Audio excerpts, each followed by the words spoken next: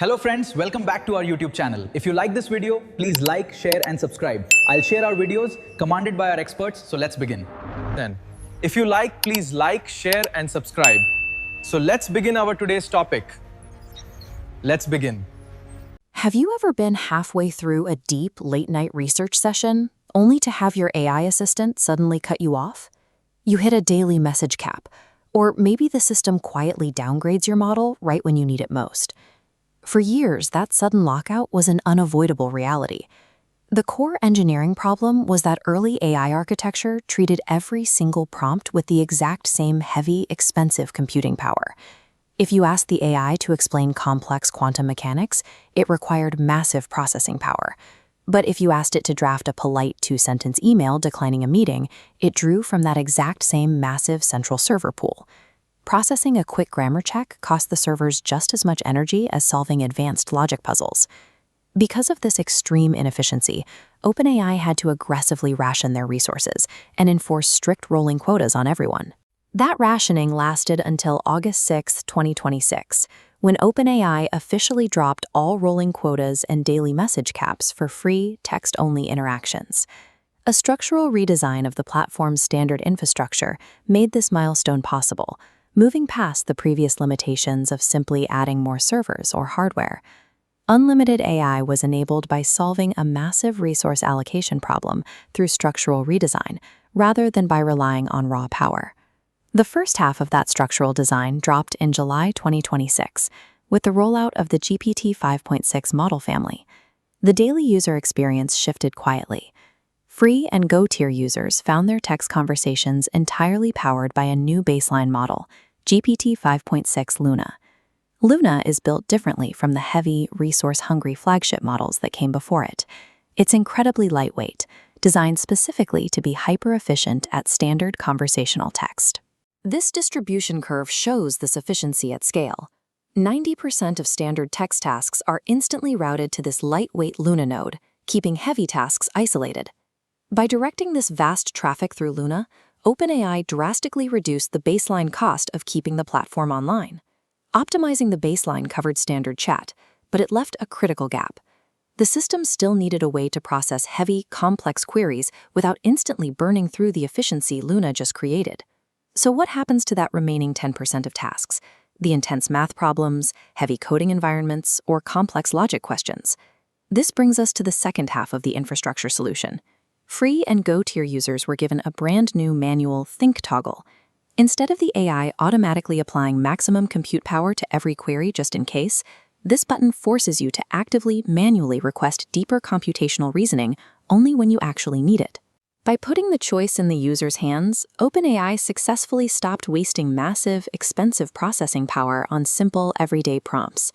This diagram shows where the new capabilities end. Text through Luna and the Think button is unlimited, but strict caps apply to features like image generation, advanced voice, files, and deep research. These remain restricted because they demand massive computing resources that cannot be offloaded. OpenAI reached the point of unlimited text for everyone by strictly isolating their most expensive tools and making us manually ration the heavy computing ourselves. The era of standard AI text generation being a premium, rationed commodity is officially over. Basic AI text chat has become a foundational, free utility, operating much like standard web search did decades prior. Because text is free, the actual value of a premium AI subscription has moved away from simply generating words. It is now focused on access to higher-tier reasoning models like GPT 5.6 Sol. Paying for AI today is primarily about securing broader context windows, priority bandwidth, and gaining access to those heavily capped multimodal and research tools for professional workflows. For the everyday user, the anxiety of the sudden lockout is gone. It's been replaced by a smarter, user-directed ecosystem where standard text intelligence is finally infinite. If you used ChatGPT before the summer of 2026, you know exactly what this feels like. You are halfway through a deep research session, the ideas are flowing perfectly, and then the system stops you dead in your tracks. Your workflow was constantly governed by strict mathematical limits. There were rolling quotas, there were daily message caps. If you stayed on too long, the system would suddenly downgrade you to a less capable model right in the middle of a thought. Then, on August 6, 2026, OpenAI made a surprising announcement. They permanently removed all text chat caps for free and Go-tier users. The update stripped away the lockouts entirely. You could type out as many text prompts as you wanted for as long as you wanted, without ever experiencing a midday throttle or a forced pause. This graph plots the core mystery behind that announcement. The steeply climbing curve represents a sudden, massive increase in user prompt volume. Under normal circumstances, processing those infinite prompts requires immense computing power. Yet the flat, stable line beneath it shows server costs remaining completely static. Under the old rules of AI architecture, doing this would instantly bankrupt a server farm. OpenAI made this sustainable by re-engineering how their systems process a single text prompt, eliminating the bottleneck at its source, rather than simply absorbing the financial loss. The solution actually started rolling out a month earlier, in July 2026, with the introduction of the multi-tiered GPT 5.6 model family. The crucial change for the mass market was the deployment of one specific model within that family, GPT 5.6 Luna. Overnight, Luna became the permanent default engine for all non-paying users. To understand why Luna matters, you have to look at the inefficiency of older AI models. Previously, if you asked the system to write a complex Python script, it spun up a massive neural network. This side-by-side comparison shows the difference. On the left side, you have the old architecture, a massive, dense block of processing power being wasted on a tiny data input. On the right side, you see Luna's architecture. It is a streamlined thread optimized purely for rapid text generation, stripping away the heavy computational baggage required for deep thought. By drastically lowering the baseline amount of computing power required to generate a single word, Luna's architecture makes unlimited text mathematically sustainable for the servers. But an ultra-lightweight text engine introduces a new problem. Basic conversation is cheap, but parsing complex logic and advanced math still requires immense computing power. If Luna tried to process those requests automatically, the servers would overload, and the usage caps would have to return.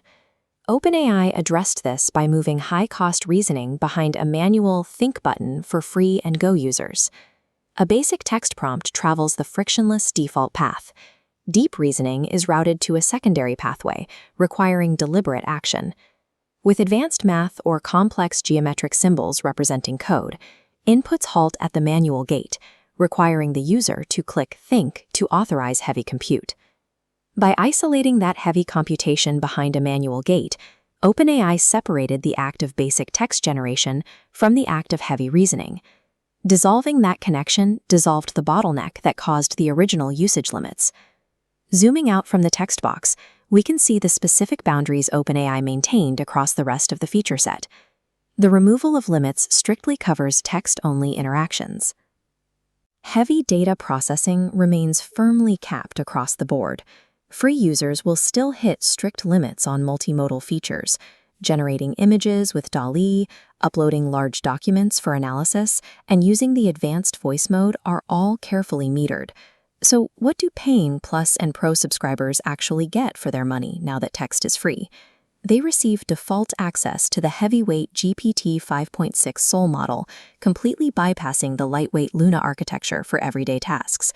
Premium tiers also secure broader context windows for massive documents, priority bandwidth during peak traffic hours, and significantly higher usage caps on advanced tools like deep research. The value of a premium subscription has shifted from text volume to processing depth and multimodal capability.